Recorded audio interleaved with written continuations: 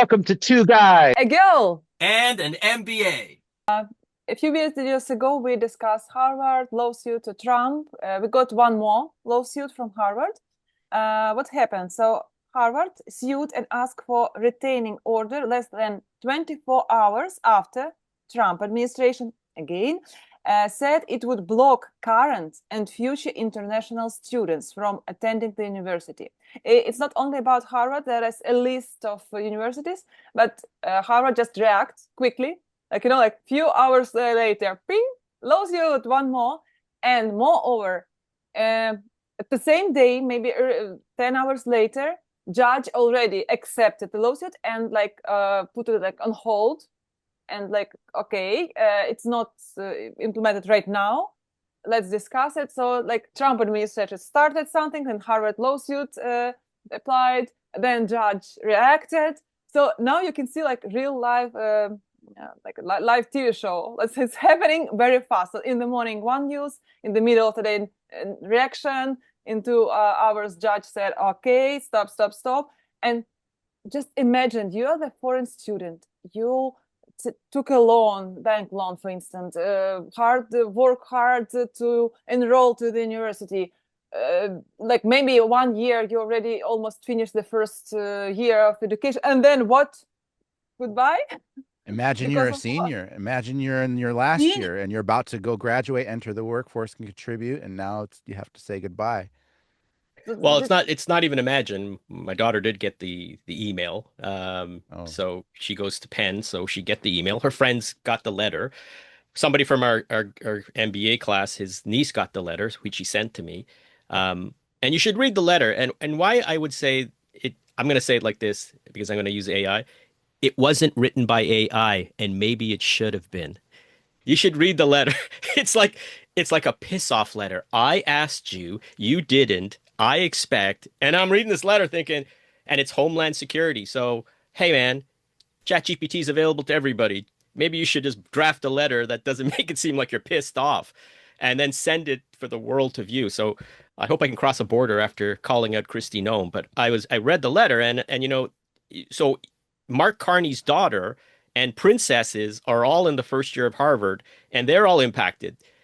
So this is not just, if you're pissed off about something, I mean, the implications are huge. Make it a little more professional. It got shut down in 1 hour because it has no merit in thinking law. And that was the thing that really concerned me, how they just throw things quickly out there without even thinking it through in a professional way for an end effect. They do it just for theater all the time. And although I agree with some of the things they do as an administration, some of the things they do make them look not very smart. And, everything is about optics and how you look. And this didn't look very well. It happened in the morning and it ended at lunchtime. Mm-hmm. I'm Go just figure. looking at the map of Harvard students enrolled as of fall 2024 based on the Reuters article. It's 750 Canadians there, almost 1,400 Chinese, almost 600 Indians, 160 Brazilians, 265 kids from the UK. It's the whole world.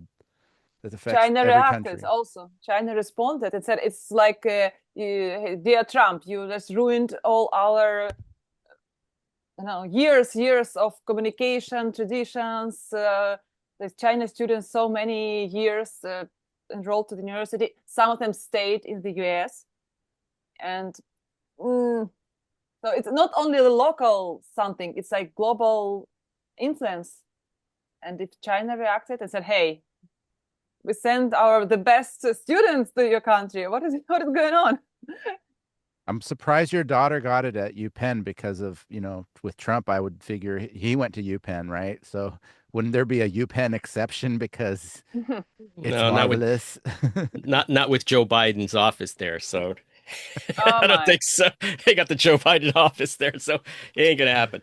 I know Elon Musk went there too, right? They're grads of Wharton. So Yeah. anyway, yeah, I just think there's just too much stuff going on, and they keep throwing things out there for some reason, and I know the reasoning, and it's not thoughtful, it's not planned out. I think some of his administrate people in his cabinet are not very suited for the job. Let's say, I think, I mean, I don't want to insult anybody because it'll stay on the internet forever. But I have this high level. If you're gonna pick a fight, make sure you do your work.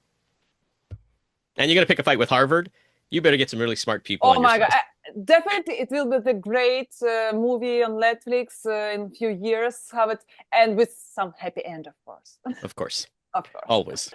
This article says Harvard's bonds, part of its $8.2 billion debt pile, have been falling since Trump, started warning universities. I didn't even know there was such a thing as a Harvard bond. I didn't know that they can write bonds. I guess when you have that many billions, there's a market for your debt. That seems crazy that these nonprofit, elite, Ivy League, tax-free schools can issue debt. And that simultaneously jack up tuition prices. Maybe the next move from Trump. Okay, tax for Harvard. I think it's such a dumb play. I mean, so many of it administration or Ivy Leaguers. The access to Ivy League has been if you look at world leaders from Greece to not Italy now, but they all come from the U.S. system. Even Benjamin Netanyahu has his MIT degree, right? And the United States is responsible, and for educating generations of people who go on and lead the world. And I just think it's like a sledgehammer to something that could be done with a precise cut, right? And they just don't do it. They just send silly letters and bluster, and I just get tired of it, because I think there's probably a good outcome if they got specific. They just never get specific. Let's lock down Canada because of fentanyl across the border. And meanwhile, there's 2 guys crossing the border with I mean, where's the data, right? It drives me crazy. I just want a little excellence if you're going to, go after the world. Like, be a little more specific, right? I just find it wild. Harvard. Please consider subscribing below. Thank you for being with us. Please leave your comments, feedback, what you think about us, and see you in the next podcast. Bye.